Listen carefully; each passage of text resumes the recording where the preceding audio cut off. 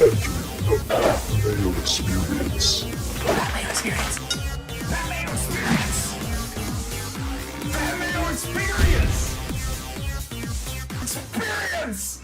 Welcome to the Pat Mayo Experience, presented by DraftKings 2022 Arnold Palmer Invitational, presented by MasterCard. Bets, picks, preview, one and done.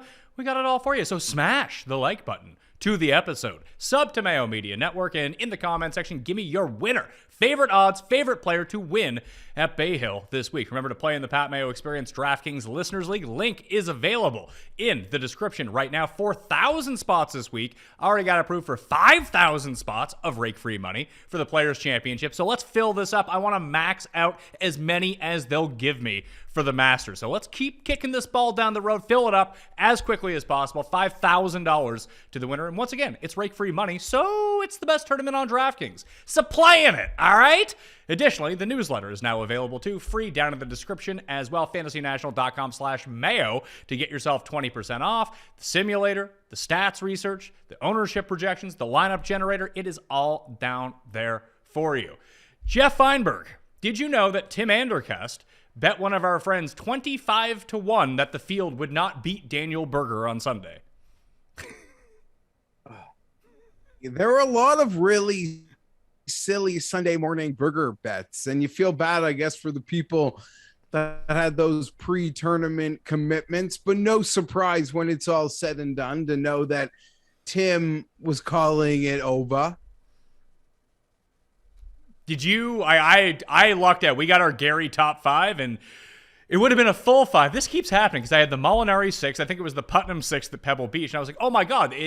I went into Sunday, and I even talked about it on the research show. Like, the only thing that I would make money on is if Gary Woodland came inside the top 5. Now, he did tie for 5th. That was great.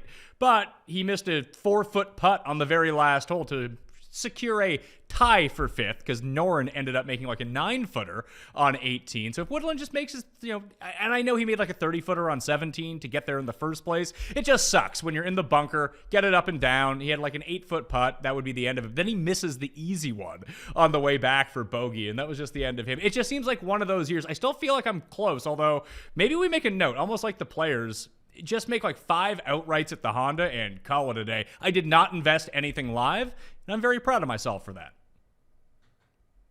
Yeah, I don't know. I sort of felt like I was lucky to have Chris Kirk up there, so it sort of took me through most of the days and guys trying to make a move. But I don't know, the books, and they weren't wrong. They kind of made like a dead mark of like a demarcation point that, no, there's only 5 guys that can win this, and there's really nothing else we're going to give you odds on, especially once you got to Sunday at some point there, Pat. But I don't know, shout out to the Sepp wagon, Georgia Bulldog getting it done, that Honda Classic.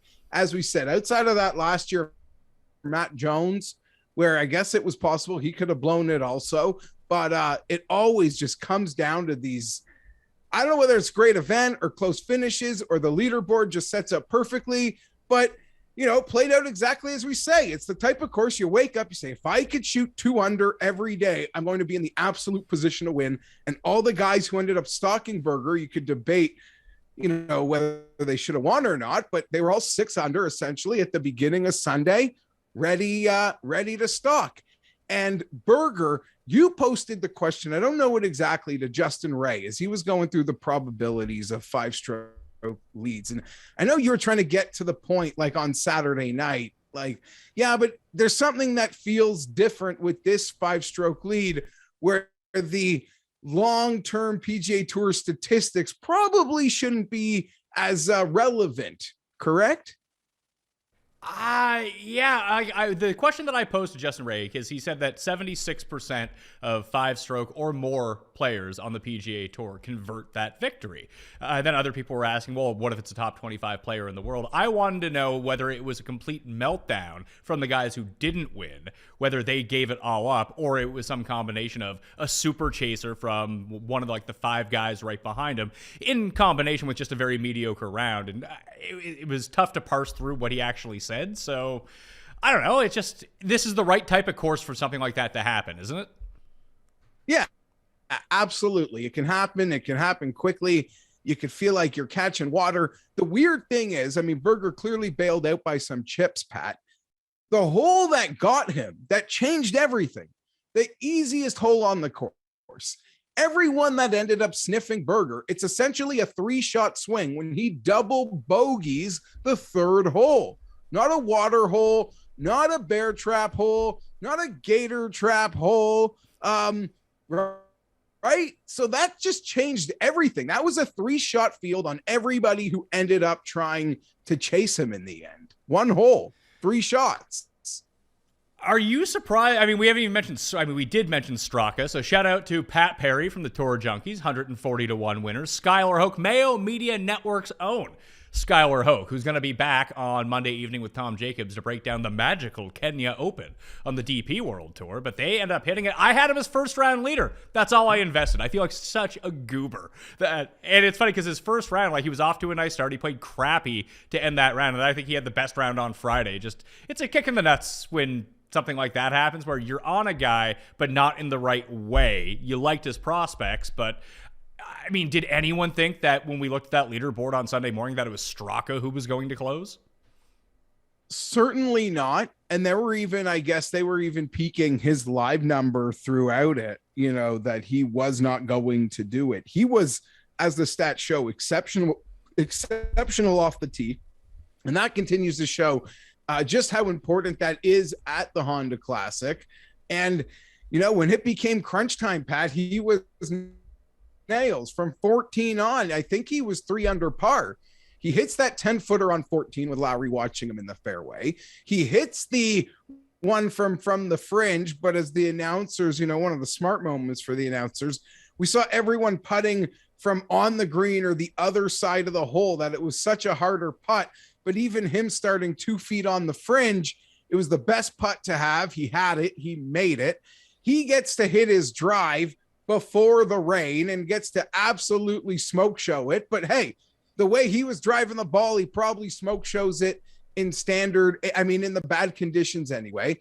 You feel a little bad for Lowry. Lowry didn't make a bogey. If I had money on Lowry, like a small part of me, I don't know that I would have said it if I was Lowry like he did, but a small part of me does feel like it is golf.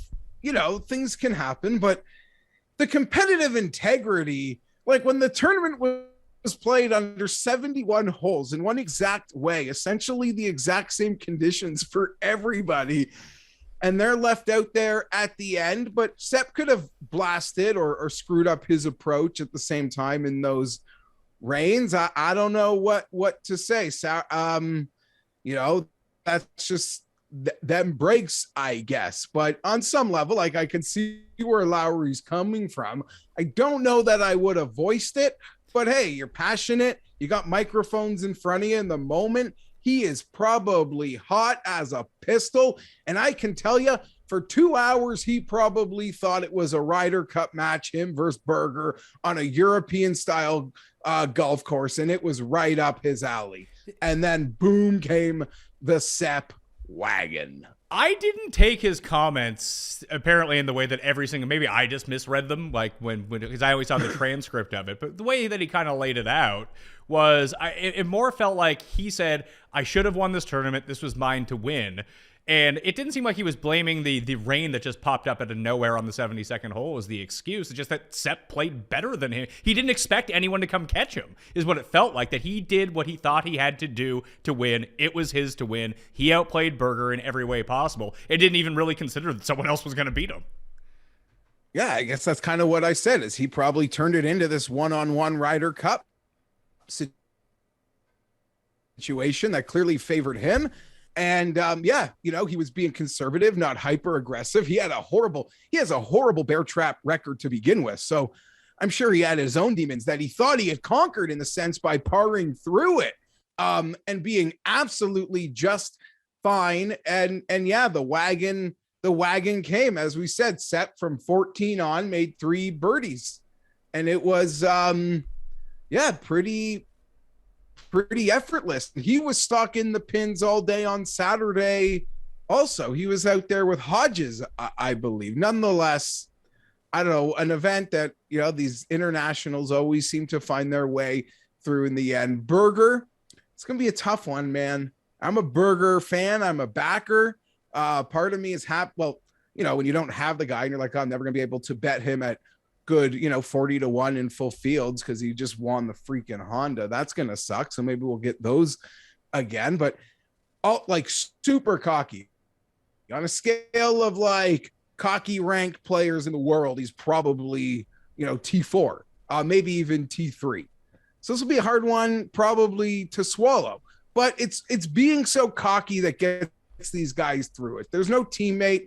No one else can come out there and hit a putt for you or hit a shot. It's you and your caddy, and you're on an island. And if you don't have all the self-confidence in the world that you're just the effing man, it's a hard sport to probably play to begin with. So I don't hold any, single sport athletes' confidence against them, because sometimes it's all they have in tough moments. I don't know if I really want to go down the cocky route with Daniel Berger, the guy who didn't make a single putt from outside 2 feet all Sunday. Having his caddy line up each one of his putts, maybe not the best idea. Apparently the guy doesn't have a good read on anything, until he shakes this, because he had putted pretty well. He wasn't lighting it up on the greens for the first few days, but he had been really struggling with his putter coming into the Honda Classic. And then on Sunday, it rears its ugly head again. He's someone who I envisioned to be a really good putter, and the stats do bear that out over the past 2.5 years. I don't know what's going on with him right now.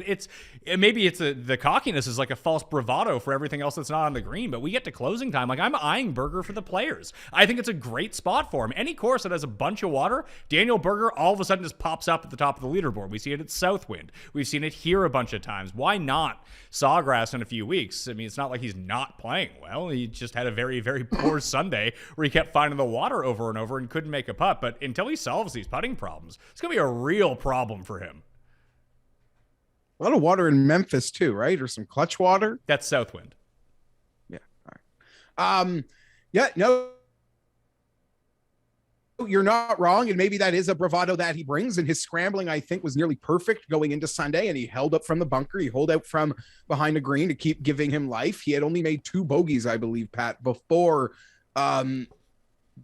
Sunday. So he was doing absolutely everything right. While our guy, Louis, he still had most birdies in the week and, just couldn't avoid others and lots of bogeys. Yeah, that's crappy. The funny thing about Seb, and now we've seen this a bunch of times so far in 2022, you had List end up with the victory. We had Hoagie end up with a victory. Now Seb Straka, these are all the guys that we were betting a year and a half ago at 200-1. And I ended up hitting List, you ended up hitting Hoagie, but it just seems like all of our favorites, long shot type guys, are coming through now. It's nice to see, although I was only there for one of them. Even Neiman. Hell, we bet Neiman, we bet him at the Greenbrier, he won. Then we just kept betting him at all these strong field events, and then I got off, you kept on, and boom, you end up hitting him. I guess the thing is, maybe just pick your 5 guys and bet them every week. Yeah, I wouldn't really argue against riding your guys one bit. I get into the habit of that sometimes too much, but I'm also just sometimes a sucker for on a Monday, Tuesday, Wednesday, having such belief in the top of the betting board that hasn't really come in this year, Pat. Part of you feels like there was a few years ago that started like this, and then they just roared everything. So we'll see, but I'm happy I got a couple nibbles, and it hasn't happened yet. So, hey, on to the next. Arnold Palmer Invitational, presented by MasterCard, from Bay Hill. We're looking at a course that we're plenty familiar with over the years. It's over 7,400 yards. We're back to a par 72. There's a ton of water at this course, obviously, but the water is not as detrimental as we've seen at the Honda Classic or even next week at TPC Sawgrass. It's a huge purse. It's an invitational field of only 120 players. We'll see who replaces Bryson, because right before we came on air to record, defending champion Bryson DeChambeau, you asked me earlier about his injury. Apparently it's not good, because he is no longer playing in this tournament. So that had a huge shuffle at the top of the odds boards, no matter where you're betting. If you got in early on some of the names that were behind Bryson on the betting board, you're probably going to get a better number than what we're seeing right now at the moment. Is there a type of player that you like at this course? Because, I mean, when you go back and look at the history at Bay Hill, it's one of the Tiger courses where he won 7, 8, 9 times, whatever the hell it was. He won as recently as 2013 at this course. But Jason Day and Leishman over the past 6 years have both won this event, and they've won at Torrey Pines. Would that be the one that you would look at the strongest? Probably just long irons, guys that hit their long irons very well are players I would want to invest in here. And over the past few years, it seems like they've made it a harder event than usual, Pat, with a lot of like runoffs into hazards. We've seen that just, eat guys up on Sundays. A lot of players, Mark Leishman specifically, I feel like this might have used to be closer to the Masters, but guys used to really like this as a tune-up to the Masters. They say there's few places that actually do get the greens, like from a greens specific perspective. Apparently there's a lot of comparisons there. It takes your total game though, and you've got to be able to get scorching and what you're good at and play level at what you're bad at, and you should be just fine. But it's just guys that hit long irons, and maybe I think I'm going to get sucked into the cool young kids this week. Oh, yeah, of course. I mean, we get sucked into the cool young kids almost every single week with this, but you kind of hit on it. The most approaches from beyond 200 yards, I think, of any regular course on the PGA Tour, so you have to be pretty dialed in with those, and you have the 4 par 5s to deal with, and each of the par 3s, all 4 of them are over 200 yards as well. That leads to why you need to be able to hit a 5-iron, depending on if it's into the wind or not. It's tough to glean too much from past years, though, not knowing how this is going to play out. Because we hit Hatton here 2 years ago, but on the weekend, rounds 3 and 4 at Bay Hill, Matthew Fitzpatrick was the only player to break 70 that year. So I wouldn't really throw too much into that. He won at -4. Like last year when Bryson won, the field was a bit weaker because of a placement on the schedule. It fell right in between Riviera and Concession, then it was Bay Hill, then it was the Players. So a lot of guys took a pass on this. This year they're all kind of back in the regular routine that we've seen with Bay Hill's placement on the schedule, so the field should be a little bit stronger. I would imagine that this year more or less resembles what we saw the year that Rory won and the year that Molinari won when they staged those like epic Sunday comebacks, because that can happen here. You get hot on these greens and you hit it on the greens. Although they're Bermuda and they're bent grass greens at Augusta National, these are going to fucking fly. They are some of the fastest greens on the PGA Tour.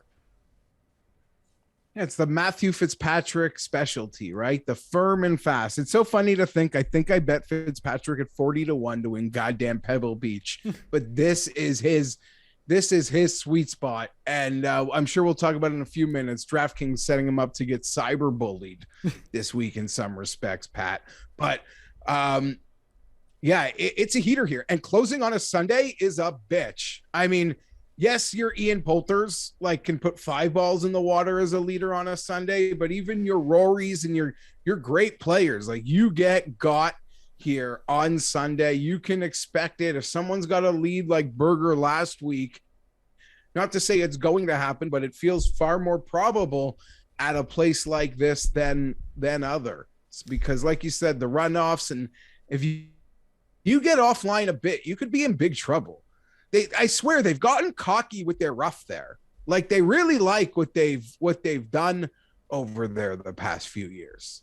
It's if you miss the fairway, you can be in not essentially just it's missed the fairway or hazard, but there can be some penal areas or some for sure layups that you're just not going to take on.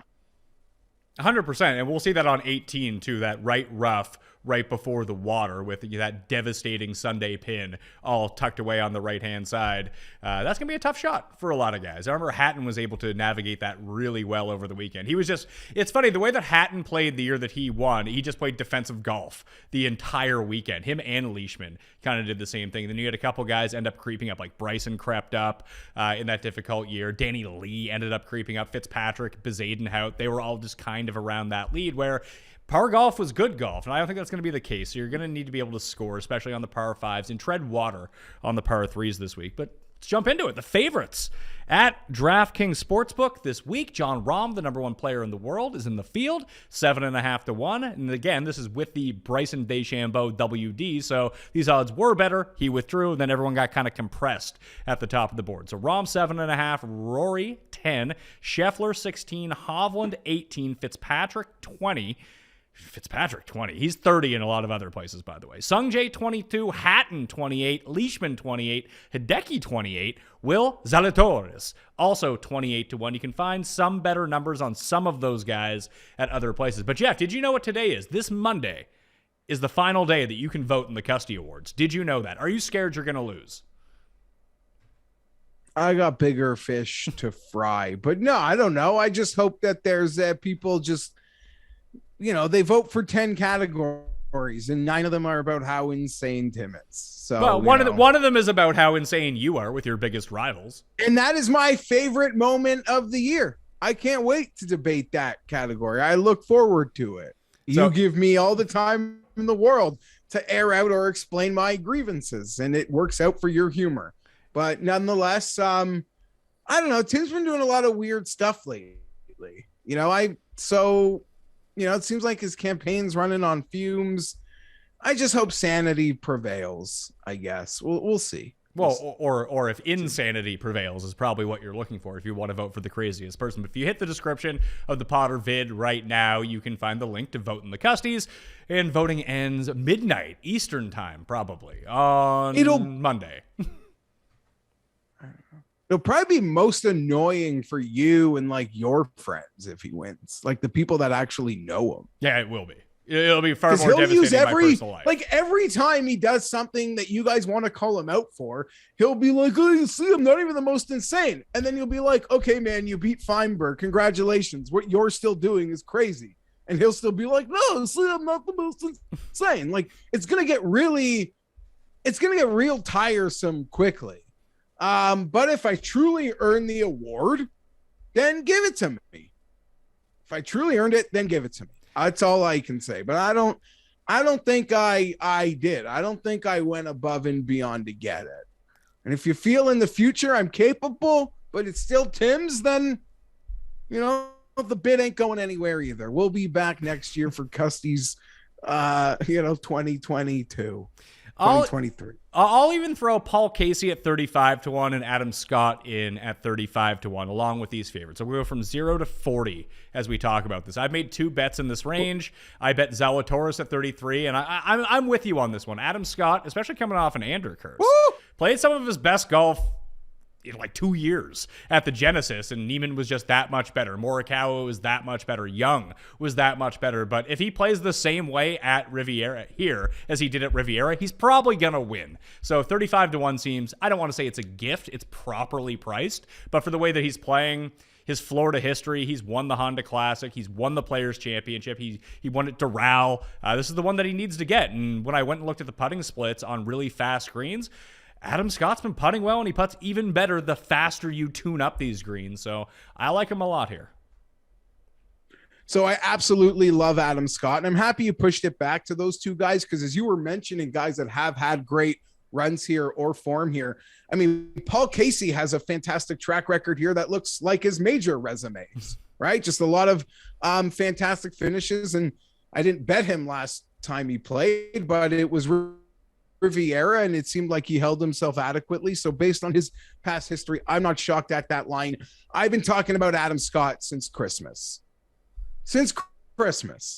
That of all like the vets of the game, like the one guy that's going to give it to us that I had the most confidence in for a rebirth, a recharge, one last, like I'm going to fully dedicate myself as these kids come here to overwhelm us. Now, part of that could have been taking some Saudi money had things not gone to the complete shits. But we'll go my narrative instead. So yeah, I love the way Scott's playing. I had bet him at Waste Management. I didn't bet him for the outright because he was custed at Riviera and we dodged that, but he played great. Y'all know I got my Masters ticket. So let's get her going. I got no issues with Scott once we cross 30 at 35. For me, though, I can't ignore Victor Hovland, Pat. 18-1. Victor Hovland. It's for many of the reasons I still might bet Will Zalatoris. Just the way Zalatoris play Torrey Pines makes me feel like just bet him. Just bet him. Outright bet. Just try to be cocky and call it. We'll try to be cockier and call the mainland Hovland victory. She'll just be ball striking perfection. So those are the guys that I am most looking at. And Hideki as well. 20, is that 28-1 on the you just posted? Yeah, 28-1 on Hideki. That's a real handsome number. I mean, let's go to Phoenix. Total birdies. He had to be much like Louis did for us last week in at the Honda. I don't know the exact number. I know Louis led the field. Well, at least maybe to the last hour of coverage, he was leading the field in birdies. But I assume Hideki was right near the top in total birdies at Phoenix. And a guy as great and as consistent as that, like the case I want to make for talking about Louis for the players, and maybe at the end of the show we can talk about, because DraftKings has some players' numbers, Pat. But I look at those guys, when I see total birdie numbers like that, I know the fix is like the smallest thing. And it's not like the fix just gets rid of the bad. Like, we have the birdies, but there's something blocking us. And we'll get through that. So Hideki at 25, also pretty enticing. You know, maybe people want us to talk about Rahm and Rory, but I don't think I'm betting them. If they win, my answer to that, it would be, it's about time, I guess. But Victor Hovland is where I would really like to potentially start this sucker. 18. Do you think that Hovland is a better bet than Scheffler? I don't know. They're both so good. Scheffler's such a perfect player for this course. What course isn't Scheffler a perfect player for? Jeez. No. And it's so hard to split them, and maybe they'd be a tie for me. You know, Scheffler's tough because I saw this morning he was 16, Victor was 18, and there were some early nicer Rory numbers, which I didn't think I was ever going to bet, and I didn't. I was like, well, who's going to bet Scheffler when you could just like bump a little that way or go up a little that way? But Scheffler's such a perfect pick. There's no getting to his T5s now, eh, Patrick? No. Now that he broke through and got the win, probably not going to be playing the top fives or even a top 8 if I found a place where I can start playing some top 8 each ways. That'll be pretty juicy stuff. But Hideki has a lot of interest for me. I went into the week, and like when I did my research show, you can check that out up on the network right now, sub to the channel, get your notifications, everything like that. But like Hatton and Fitzpatrick do it for me at this course. Like this DraftKings number on Fitzpatrick is ludicrous and does not jibe with anything else I've seen on the market. Like 30-1 is the number that I'm seeing on Fitzpatrick, not the 20-1. So I would expect if you're primarily betting at DraftKings Sportsbook and you want to bet Matthew Fitzpatrick, just, wait 5 hours and all of a sudden that's going to be 30 or 28 or whatever it might be. Hatton, unfortunately, Jeffrey, is Ender cursed this week, and that's not good for my good friend Tyrrell. Tyrrell's been very good to us. No, he certainly has been very, very good to us. I've drafted him in the league we did. He hasn't even played yet, so it'll be nice to see him get that going. I guess his first mainland start. What were his international results? He was up near the top at a couple of events. He made jokes. He had a dry January, so he's getting back into things. And when you're a guy like Hatton and you have dry January, it probably, things just feel out of kilter. So he's working through it, and I think he's in a great spot to go to an ultimate Hatton comfort course. But he's custed. I don't know. Maybe I'll DFS him. I'm not there with the outright victory, although in some supplementary ways of fantasy golf, it wouldn't be the worst thing for me. But no, I'd like to win big money. So with Hatton, he was T8, T4, and T26 in 3 starts over in the Middle East. So he's fine. He was in contention in 2 of those. The other one was just the other one was Saudi, and he was just like, hey. He was struggling before that, though, right? Like he was in a bit of a funk, even self-admitted, like he had a weird year. Like he didn't win, but he was really sort of down on himself. So that's a great start for the season for him, those finishes that you mentioned. And Fitzpatrick, Pat, I don't know if there's like a metric, and I feel like anytime it's at a Fitzpatrick place, I always just sort of be like, can I get this exact Fitzpatrick metric? But every single time on the PGA Tour, like when it's come to Sunday and he's been in it, the things that he does best have abandoned him. And it's weird to see. And I like the guy. I got nothing against him. I don't know that I'm going to be there at 30-1. He's certainly not a player I root against at all. But every time, I don't know, he's been in contention in some nice spots, be it here. And I even want to say in a major or two. I could just be making that up, but I do feel like his game has abandoned him in when he's needed it the most on the PGA Tour. Were you surprised to see Leishman's number this high? What was it? 28. Like I would not like if I was the one who was capping it.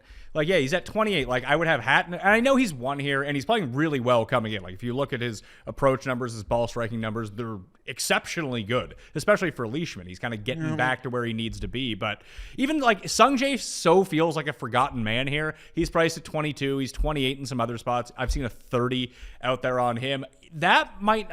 And the thing is, I'm already in on Zalatoris and Scott. I think those are the best numbers. Obviously, they are because they're the lowest of all of these guys. But I think that all of these guys could just be in one giant cluster. You could price them any way you want, and no one's really going to have that much of an argument against you.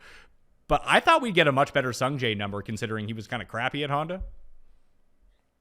Okay, a couple things there to digest. Yeah, Leishman, obviously, who doesn't like the guy? But bye, 30-1, you're out of here. Cashed him at like 90-1 here. Might have even been 100-1. I telling you, it wasn't lower than 80. And then when he wanted Torrey Pines, nice numbers. This is a number where I'm just not betting you around those other guys.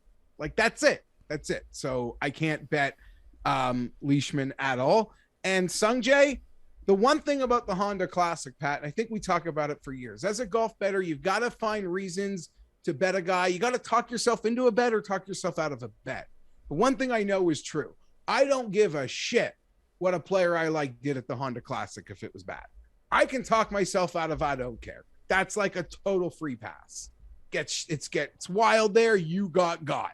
You know, the same way the ice got me. Like you got. Like it just, and they deserve probably a more free pass than I do. I'm just an idiot. But yeah, so I totally like Sungjae. It's still Florida. It's Bermuda. He's had some fantastic, just results all over these parts. And early in the season in California, it was such a great sign to see. I'm shocked by how he played last week.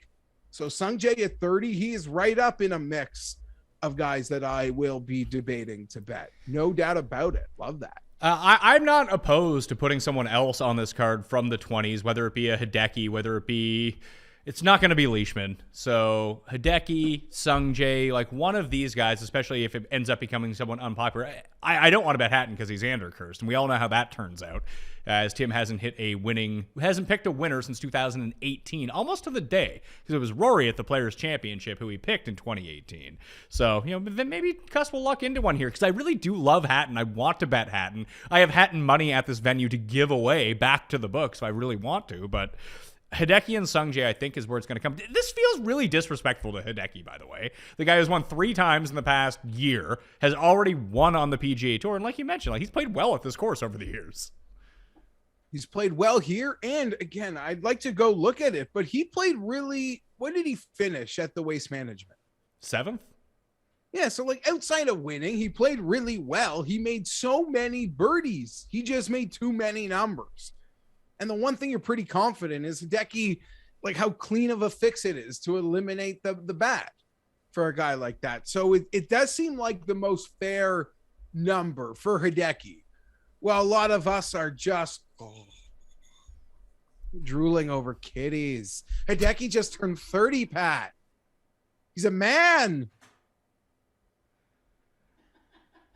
Oh boy, that's going to be the clip, I think. Oh, I can't help it. Who doesn't love these guys? Willie Zizzle, Hovland, Scheffler. They're everywhere. Sungjae.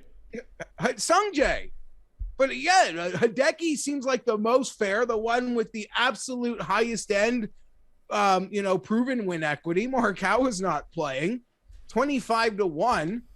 there were some earlier numbers that were bigger. So maybe some of them are still around in the market. Looking, but yeah, I don't know who watches golf. All these young, they're all amazing. They're all amazing. I think it was Barra. So, I don't know. And they're fun to bet on. And Hideki's not as fun to bet on. You don't get to call Hideki's first win like you can call Zalatoris's, Pat. It's true.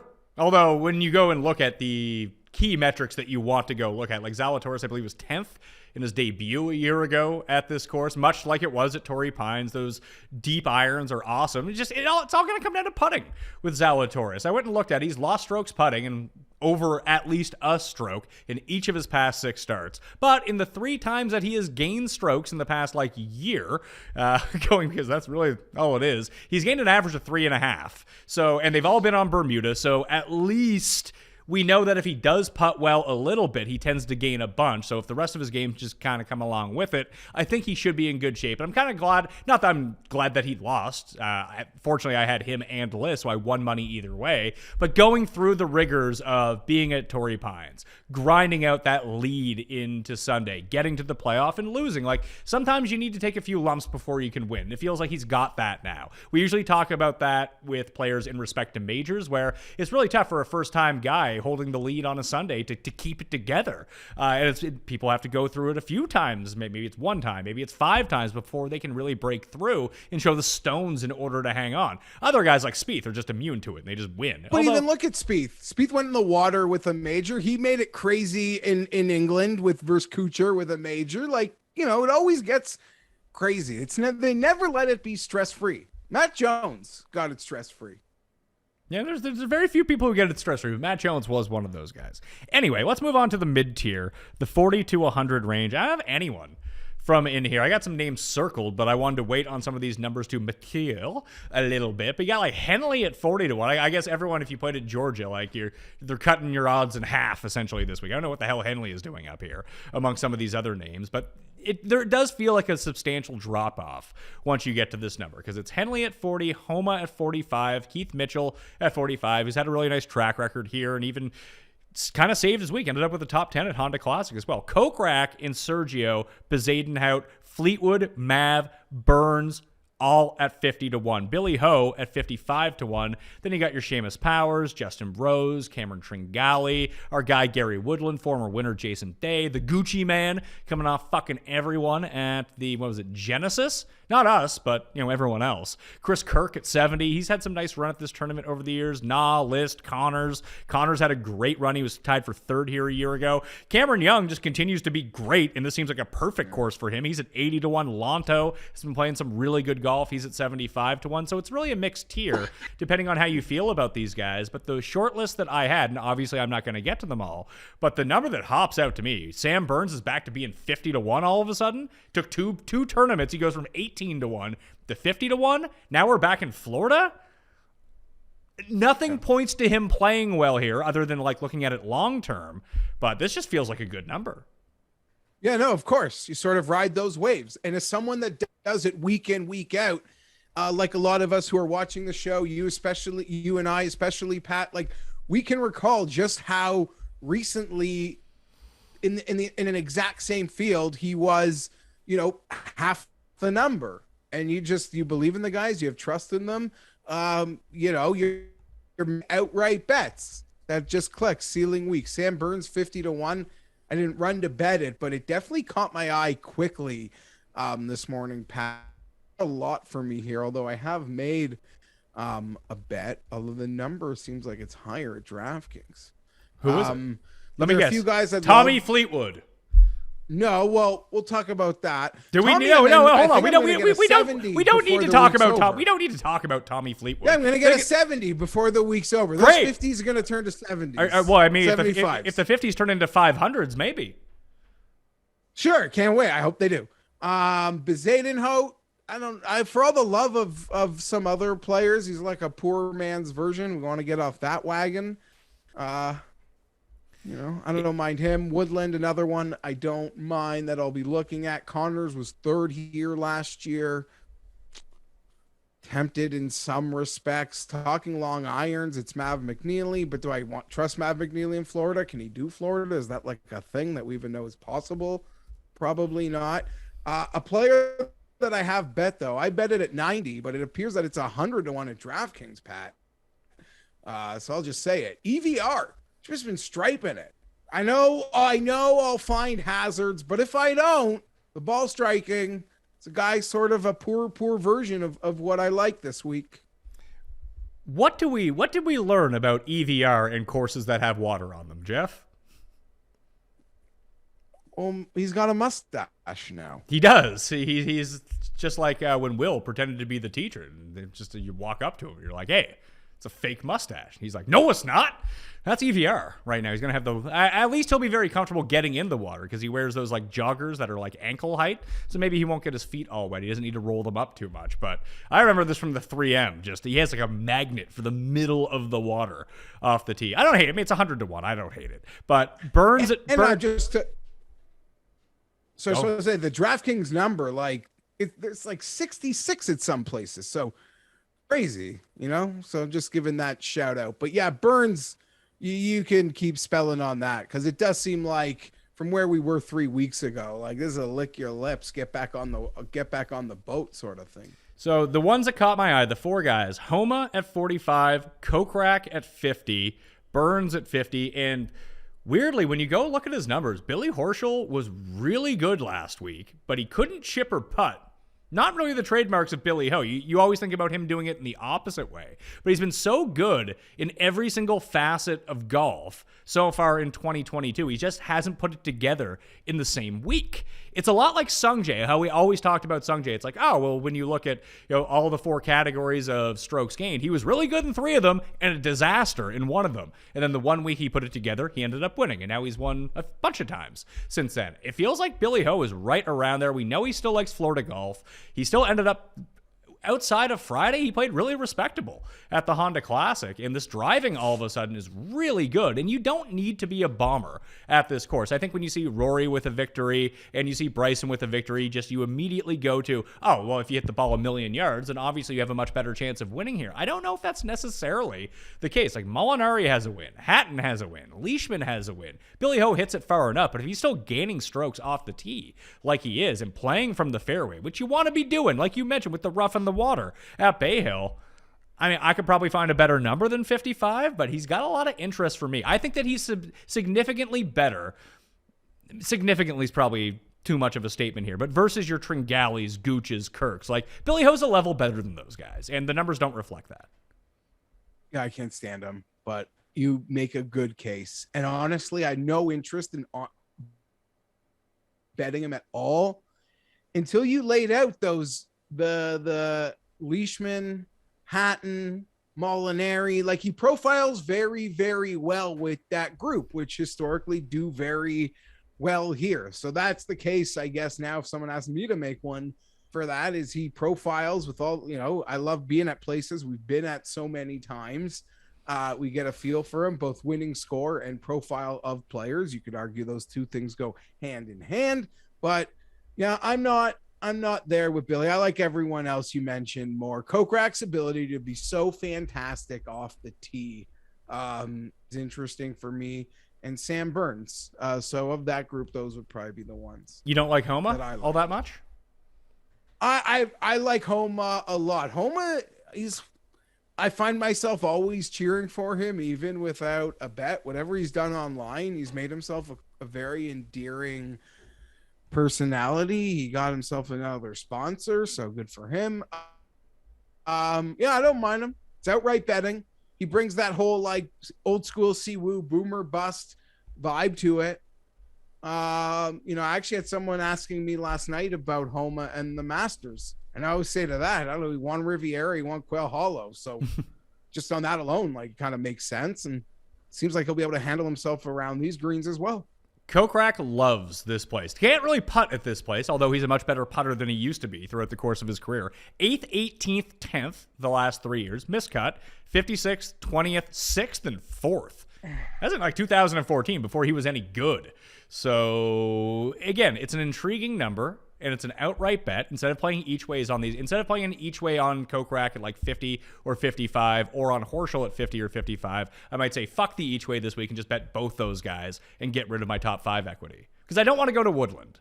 I like Woodland. I still think that Woodland is going to, I mean, win is, that's always tough to tell. It might be at Craig's Ranch here coming up in middle of May or something like that. I like where his game is at, but it feels like after looking at his numbers last week, he putted a bit too well for Gary Woodland that I just don't think it's sustainable for him. And I always like him at shorter courses versus longer courses. Yeah, I can see that where every time he's got to sort of dial it up a bit, he seems to get himself in a little trouble, find the landmines. It'll be an eclectic scorecard for Woodland. That I'm certain of, because he's also when he's dialed in, like he can rein in those long irons like the best of them too. Long shots, 100-1 and beyond for this week. The only one that I have bet on is our guy. He played really well last week and couldn't make a putt to save his life. Minus 4.4 strokes lost putting for Danny Willett at the Honda Classic, 250-1. You probably need to have one of those like super windy, difficult weeks for Willett to have a huge chance here, but he drove it well, hit his irons well, make a few putts, Danny, and we're good to go. We know we can get the ball up and down from greenside, but 250-1 just seemed really deep for him, considering like the other guys who were like, as much as I love Doug Gim, and I'll probably end up, throwing a FOMO bet on him, he's 250-1. Vince Whaley is 250-1. Danny Lee, Danny Riley, like Willett's a much better player than that. I hope you're right. I'm always here for Willett season. 250-1 has signed me up. I don't know. It's easy. You don't have to twist my arm when it comes to Danny Willett. You said you're betting on our guy. Well, I'm going to bet on our next guy, Patrick. 130-1 over at DraftKings. Thomas Pieters, the scorn enemy since Riviera, and he let so many people down. I'm not quitting on that wagon. Thomas Pieters, 130-1. Hopefully we get the ball striking show. Yeah, I like Peters. I like Higo from down here too. Those will probably be the 3 that I end up betting. Just as long shot lottery ticket type players. Carlos Ortiz? That's a name. Tell me. I don't know. He seems to just, I don't know. I guess I love doing the outright wins, but I guess when I get down here, my mind goes to some different places. And then you expand on it. It's like, well, I think he's going to play well. I don't know that I actually want to bet him to win the golf tournament, but he does seem to be able to get it out there. And I don't know, Taylor Moore going from like 60-1 to 150-1. So I'm probably going to have a lot of Taylor Moore props. I think he gets back on that wagon.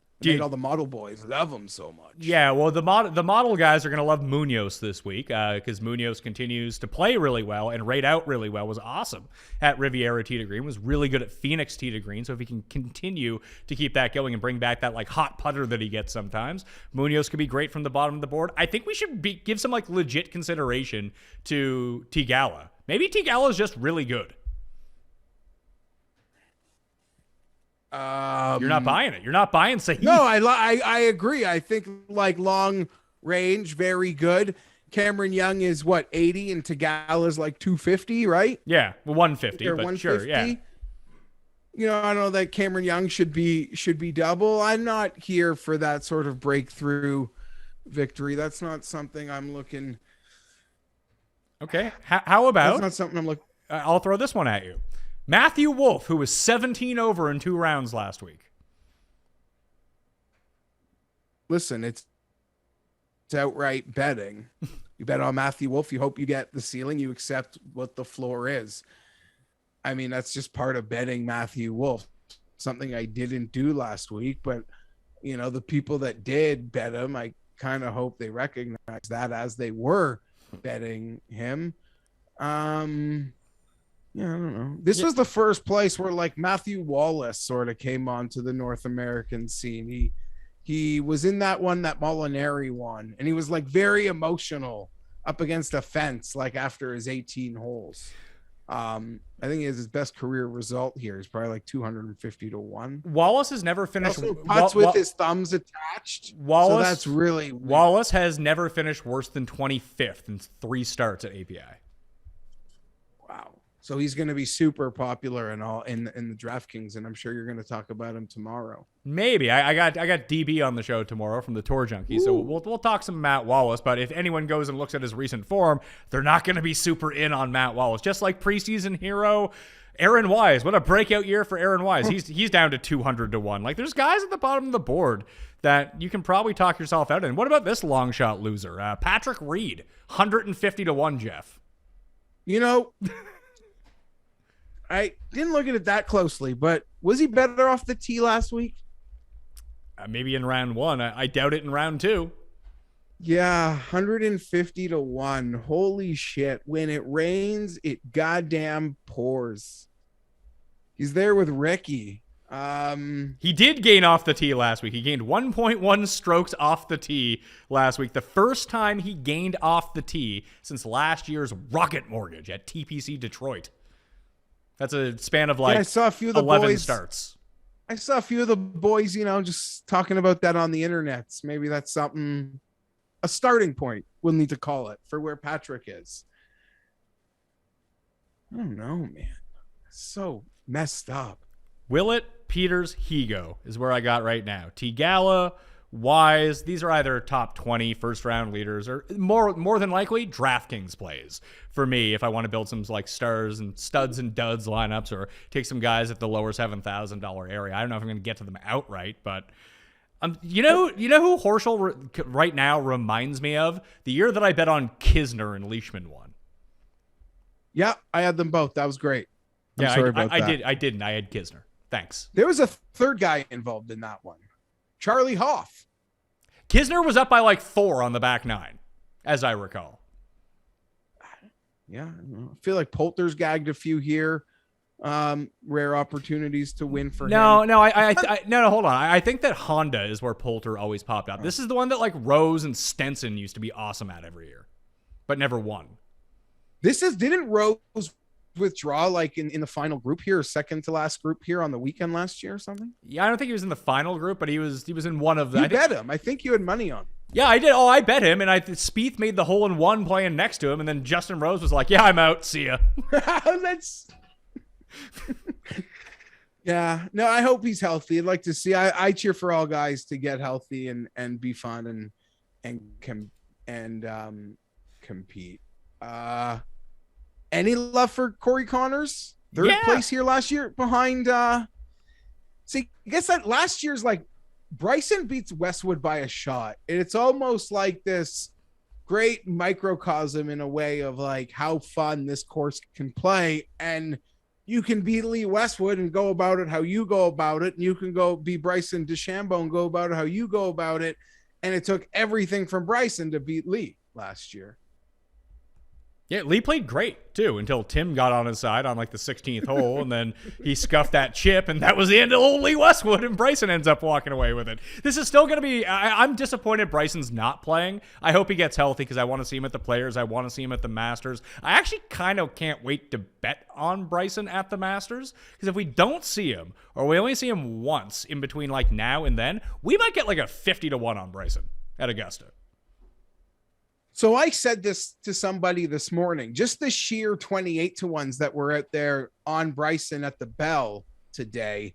I'm like, if he played and was horrible, does that mean he would be 40 to 1 at or 35, 40 to 1 at the Players? And then I guess from there, playing being horrible, it could potentially only go up. I'm not sure. I know the book still got Brooks at 12 or 14 to 1 to win the Masters. And he looks like he's just, sort of crawling along very nicely, Patrick. And me, I'm not here to cheer for Brooks or anyone with 4 majors to win more majors. I like cheering for the guys that don't, but yeah, and obviously they're too smart for that. It's funny. They're hanging the 12 to 1 on him or the 14 to 1 at DraftKings Sportsbook to win it at Augusta. But I'm looking at these early Players Championship odds that they put out, and he's 35 to 1. Bryson is still 22 to 1 at the Players. We don't even know if he's playing. So a lot of these lines are pretty stale that they've thrown up at the moment. I would expect anyone who's high up on almost anyone outside of a few names. Brooks will probably stay at 35 or maybe 30 or 40, somewhere around that range. All these numbers are going to get better for us, I think. Can I ask you about one, though? Sure. What's Louis? Where is Louis? 40? That sounds right. The guy just led the most birdies in Florida on his second start of the year. I might bet that this week. Okay. You're going to give us 50? Like, I don't know. Do you see it getting bigger? That just seems like the Louis number. I do agree. Like 90% of those odds are going to be better. Even by the time you're doing your preview show for the players, I think so many books are going to have odds out as we get to the weekend. Now it's great to see that DraftKings has odds out, but I think we're going to see a lot of books pushing them as we're watching the weekend API, and they'll probably be drastically different than what you're looking at now. But I don't think that Louis, I think he could be in that 10-15% of numbers that are the exact same or even worse, or worse from a lower perspective. I would say that he ends up at 50 would be my guess of where he goes for the players. Enough people just bet on him and he didn't win, and it felt like he had a really bad week at Honda, despite the fact that you said, like, the underlying numbers, I mean, his approach was god-awful. He was like -5 on strokes gained approach. He kept putting it in the water and making triple bogeys. And that's going to come back to bite you at Honda, as it will at Sawgrass at the same time. And I think there's just going to be a lot of people who don't want to, what a loser, he can't win. And all of a sudden his number will get pushed. Here's a number that no one should bet, by the way. Looking at it right now. Patrick Reed, 50-1 to win at Sawgrass. Yeah, see, I get it's not really a futures market because it's so close, but it is wild how that market will give no love to bad play. A guy shows the slightest life of form, the numbers crash. Doesn't even have to win. Like, I'm sure Berger's numbers crashed because they dropped them on Saturday because he was leading this field. But guys playing dreadful, they'll never give you the raise. They'll never give you a raise, ever. Goes for the Masters more than the players, but all the same bullshit. The only guy whose numbers actually look better at the players, like make more sense, and the number will probably stick the same unless he wins this week, is Horschel. Horschel's 100-1. Everyone else's number is just way. Corey Connors is 50-1 according to DraftKings Sportsbook to win at the players. He's 90-1 this week. So if you need to bet the early players, you really need that. You really need to catch a taste of it. Like, you need it bad. You need to be a Roberto Alomar? Yeah, I guess so. So I guess we don't need to do our players segment. That was our players segment. I did throw out to Bear Off on the weekend that let's get Colin Morikawa to PGA National and watch him win by 20 strokes. That is the perfect course for him. Yeah, I guess it's just a scheduling conflict. I mean, what he did at Congaree last year, we know he could just dominate through that part of the schedule if he wanted. But it's not even what he did at Concession. It's what does PGA National emphasize? Good, long and straight off the tee. You don't need to be the longest hitter, but you need to be straight and fantastic iron play. I mean, that's all you're ever getting from Morikawa. Yeah, it's true. I don't know. He's got to move to Jupiter first. Maybe he already has. Maybe he's got plans. Maybe he's got to just be the next one. But it's funny, for the amount of players that live there, none of them actually like to play it other than Brooks and DB. I'm telling you, DB had the yacht ready for a party. Like, the captain had instructions for how Sunday night was going to go. Well, they had to scrap those plans, unfortunately. Just like a lot of people who were spending their Daniel Berger money on Sunday morning. You can direct all of your vitriol to @TimAnderson87 on Twitter, who Andrew cursed poor Daniel Berger going into the final round. That's just what happened. Also, vote in the Custies. They're down in the description. Check out the panel show that I did with Bronstetter, Kiefer, and Kenny Kim. That one's hilarious. Quick picks for the Arnold Palmer Invitational. All I've got on the card so far: Will Zalatoris 33-1, Adam Scott 35-1, Danny Willett 250-1, with the top 5 each way. I'm going to wait on some of these numbers, but I see Burns. I got Burns circled at 50-1. I might have to jump on that. Billy Ho at 55-1. I like that. And the other two that we mentioned beyond 100-1, Thomas Peters at 130, Garrick Higo at 150-1 caught my eye. I do not have the monies down on them yet. I'll have my full card. We're going to do the live show again on Wednesday. If you have any questions, I'll release my final card there, and I'll have it in the newsletter on Wednesday as well. What are you thinking? So the bets that I have made: Adam Scott at 35, EVR at 90, Thomas Peters at 130. That is what I've made. But what I am circling around in some form or fashion, obviously guys are going to have to get chopped here, but Victor Hovland, Hideki Matsuyama, Will Zalatoris, and Sung J M. I think I'm betting two of them to go with Adam Scott. Yeah. And if I don't bet Hovland, I might just bet the trifecta. Just push some of those chips in there. One and done selections for the Arnold Palmer Invitational. Tim has taken Tyrrell Hatton, as we have mentioned. Tim in second place. Neither one of us really had a good week last week. I had Louis. He made $43,000. Tommy Fleetwood made $0 for you, and Westwood made $27,000 for Tim. So I'm up first. I'll take Adam Scott at this one, making it your pick. I'll take... Have I Sung J M? Have you used Sung Jae is the question. You have not used Sung Jae Im yet, so Sung Jae is your pick. The rebound week for old Sung Jae. Yeah, as a write-off. I'm able to just write off Honda.